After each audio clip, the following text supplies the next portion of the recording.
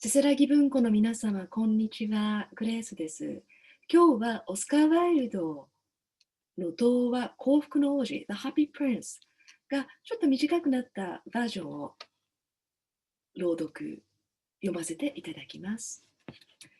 とても綺麗な、言葉も綺麗なんですけれども、お話としてももともと生前は何一つ不自由なく育った王子様が死後銅像になって世の中の格差だとか貧しさだとかそういったものに胸を痛めてツバメに頼んで自分を覆っている金箔ですとか目のサファイアですとかそういったものをそういった人たちにあげるんですね。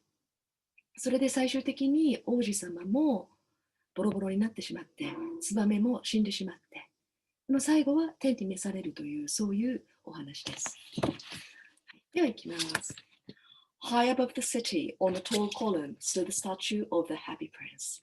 He was gilded all over with thin leaves of fine gold. For eyes he had two bright sapphires, and a large red ruby glowed on his sword hilt. One night there flew over the city a little swallow. He saw the statue on the tall column, so he alighted just between the feet of the Happy Prince.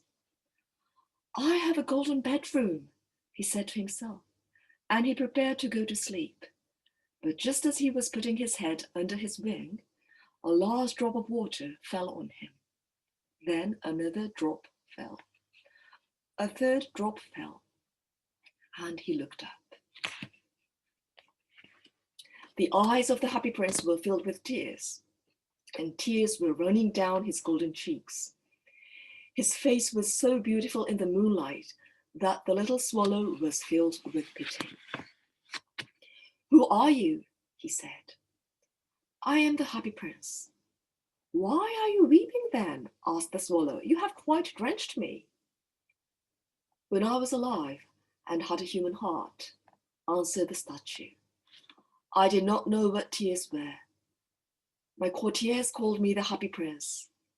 And now that I am dead, they have set me here so high that I can see all the misery of my city. And though my heart is made of lead, I cannot choose but weep. Far away, continued the statue, is a poor house. In a bed a little boy is lying ill. He's asking for oranges. His mother has nothing to give him but river water, so he's crying. Swallow, little swallow, will you not bring her the ruby out of my sword hilt? I am waited for in Egypt, said the swallow. My friends are flying up and down the Nile and talking to the lotus flowers. Soon they will go to sleep in the tomb of the great king. The king is there himself in his painted coffin. Round his neck is a chain of pale green jade, and his hands are like withered leaves. Swallow, swallow, little swallow, said the prince, will you not stay with me for one night and be my messenger? The Happy Prince looked so sad that the little swallow picked out the great ruby from the prince's sword and flew away with it in his beak over the roofs of the town. He passed by the cathedral tower, where the white marble angels were sculptured. He passed over the river and saw the lanterns hanging to the masts of the ships.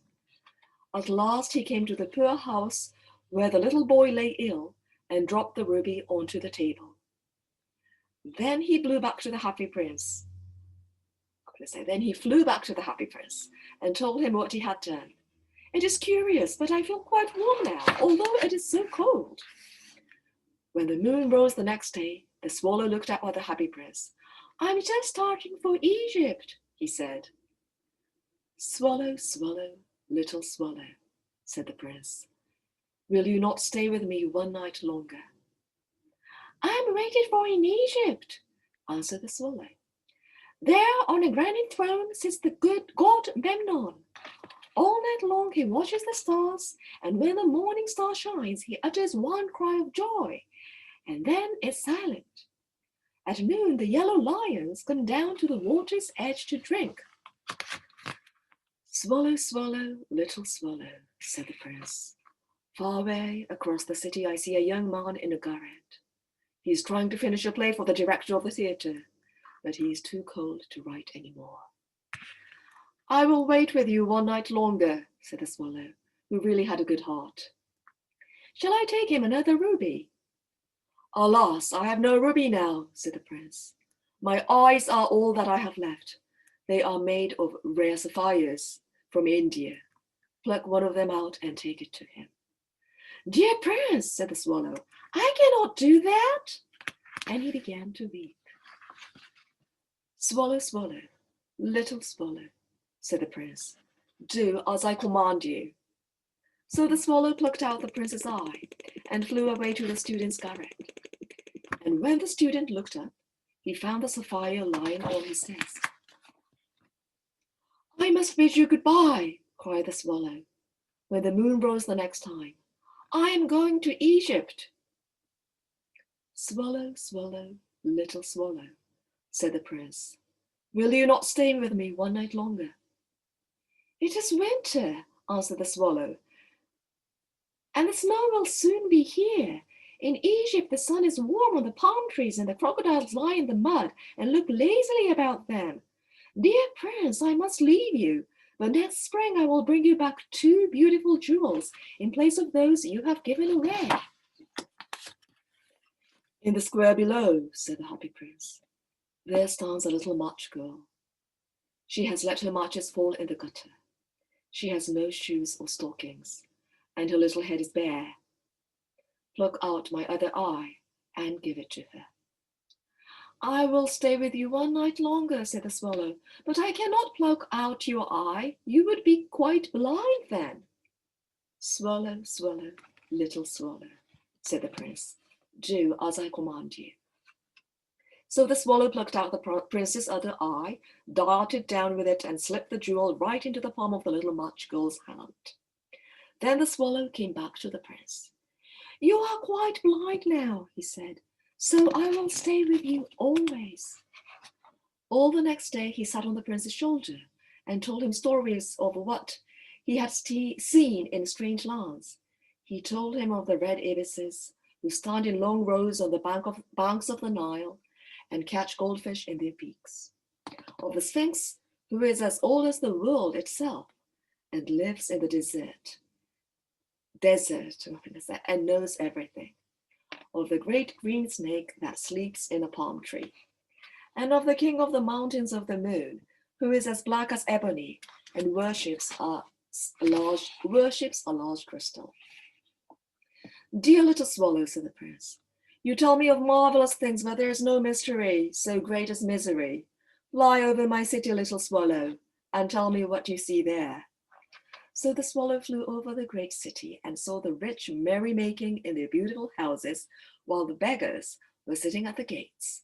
Then he flew back and told the prince what he had seen. I am covered with fine gold, said the prince. You must take it off, leaf by leaf, and give it to the poor. Leaf after leaf of the fine gold the swallow picked off, till the happy prince looked quite dull and grey. Leaf after leaf of the fine gold he brought to the poor, and the children's faces grew rosier, and they laughed and played games in the street. Then the snow came, and after the snow came the frost. Everybody went about in furs, and the little boys wore scarlet caps and skated on the ice. The poor little swallow grew colder and colder, but he would not leave the prince.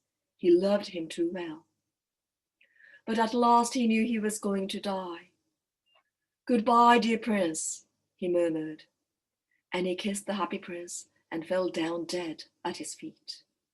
At that moment, a curious crack sounded inside the statue. The leaden heart had snapped right in two. It certainly was a dreadfully hard frost. Early next morning, the mayor was walking in the square below with his town councillors. Dear me, how shabby the happy prince looks, he said. And there's actually a dead bird at his feet, he continued. We must issue a proclamation that birds are not allowed to die here. So they pulled down the statue of the happy prince. Then they melted the statue in a furnace. But the broken heart would not melt, so it was thrown on a dust heap, where the dead swallow was also lying. Bring me the two most precious things in the city, said God to one of his angels. And the angel brought him the leaden heart and the dead bird. You have rightly chosen, said God. For in my garden of paradise, this little bird shall sing, and the happy prince shall live forevermore. おしまいです。The end. ありがとうございました。楽しんでいただけましたでしょうか。ではまた来年お目にかかれるのを楽しみにしております。